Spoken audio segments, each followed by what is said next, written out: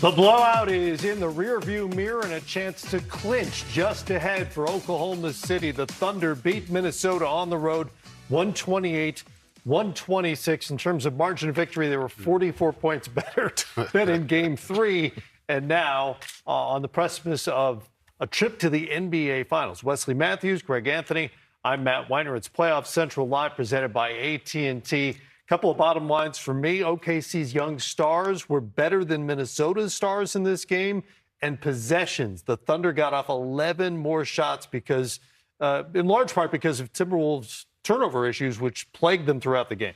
Yeah, I think you hit it on the head. Basketball is a simple game. It really does come down to possessions. And when you're at this level, if you get 11 more opportunities than your opponent, it's hard to overcome that. I mean, the fact that Minnesota had a chance in this game with how Randall and Edwards played compared to how you talked about with Williams and SGA, that says a lot about that supporting cast. But ultimately in these situations, your best players have got to be able to deliver. And I thought SGA and Jalen Williams were incredible.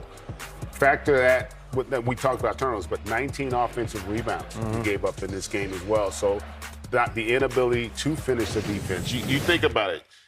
Minnesota shot 51 from the field, 44 from three, had a +6 free throw advantage, and lost.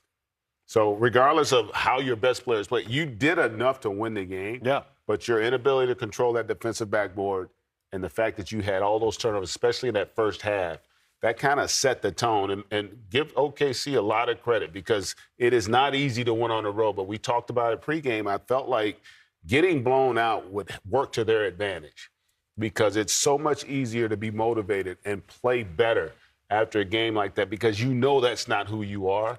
And SGA and Co. showed up and showed out tonight. What stood out for you?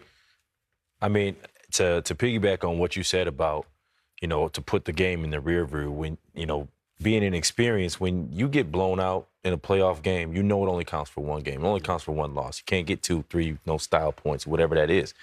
But you almost mentally check out of it, before the game's over with. Hey, let's get out of this healthy. We know this isn't us, like you said, and let's lock into what we need to do. And that's exactly what they did. There was no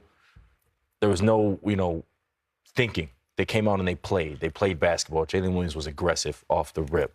Shea was aggressive off the rip. And what I love to see was Chet, from experience playing playoff games in your home state, it's a little bit to that.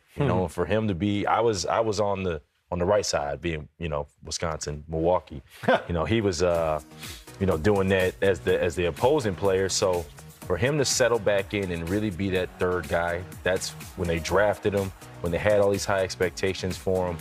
He's showing what he's capable of doing, and he really filled a big void for these guys tonight on the offensive side and the defensive side of the ball. Chet Holmgren, the Minnesota native, had 21 7-boards, 3 block shots. The 3 primary Oklahoma City stars, and there are a lot of really good players on this roster, accounted for 95 of their 128 points.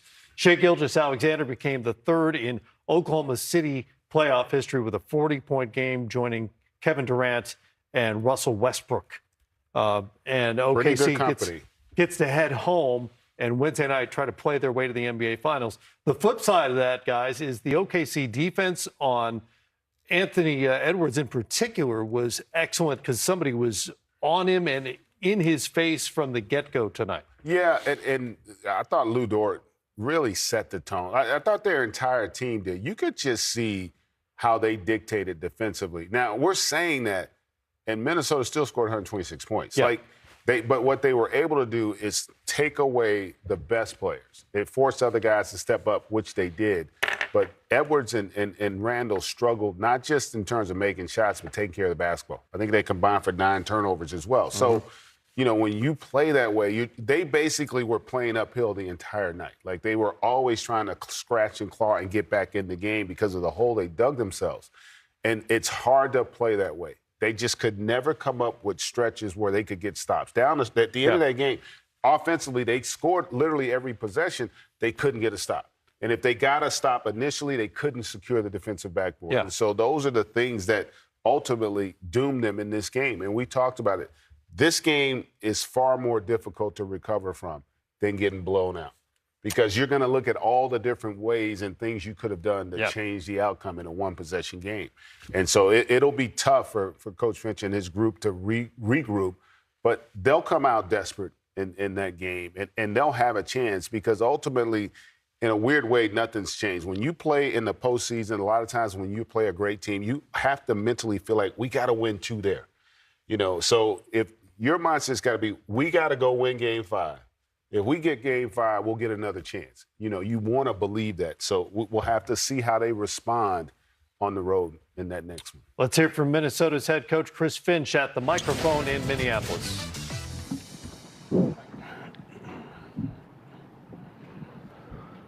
Chris, it just seemed like offensive rebounds and turnovers were kind of the things that made it difficult to get over the hump tonight.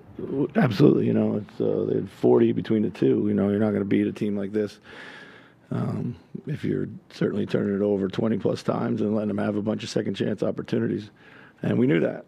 So Shea and J-Dub just really had it in the fourth. Like, what made it so difficult to defend and keep them from getting they got to their spots and they rose up and made shots over us. But we got to do a better job of trying to contain that first dribble like we did Game 3. Did a much better job there. So,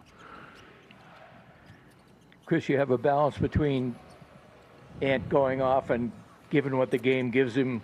How do you think he played tonight? I thought second half was more aggressive. He got downhill. We got him off the ball a little bit more. When he got to the paint, I thought he found some people, made the right plays. I think first half he lagged behind a little bit too much. He needed to get out in front so we could stretch the floor and screen for him a bit. But second half was much better. Chris, similarly, what did you think of Julius tonight? And yeah, it's didn't have a great night, obviously. Bench was really, really good, so I rolled with them. They were finding shots for each other. They shot the ball extremely well from the three-point line, which we did a good job of finding those things. That's the guys that we chose to go with there. So. On the offensive rebounds, was it, from your vantage point, a matter of just effort, or was it? Yeah, it was. They on a lot of them hit first. They rebounded well out of their area. They came from distance to get stuff. I think some of them were long.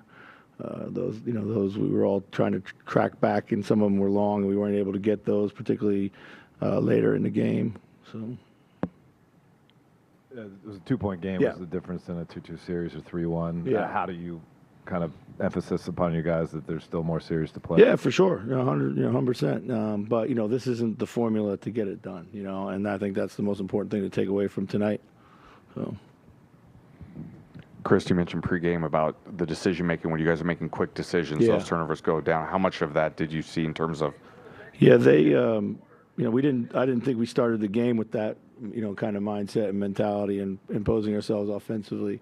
We turned it over 7 times in the first quarter, and a lot of those were just, trying to play in traffic, taking on matchups that invited more, attention and more of a crowd, and going anywhere. So. Chris, Nikhil leads you guys in scoring and is taking on difficult defensive matchups. Just what did you see from what he gave you? Yeah, he had a great night. He shot the ball well. He got to the hoop. He made the right play. He battled his tail off, defensively. He's outstanding. He's really been playing well of late. So. And Chris, how about Dante? Just like what he gave you off the bench. Yeah, really good again. It was good to see him out there knocking down shots. And again, those guys really did a good job of finding each other, moving the ball, and they had really good looks as a result of it.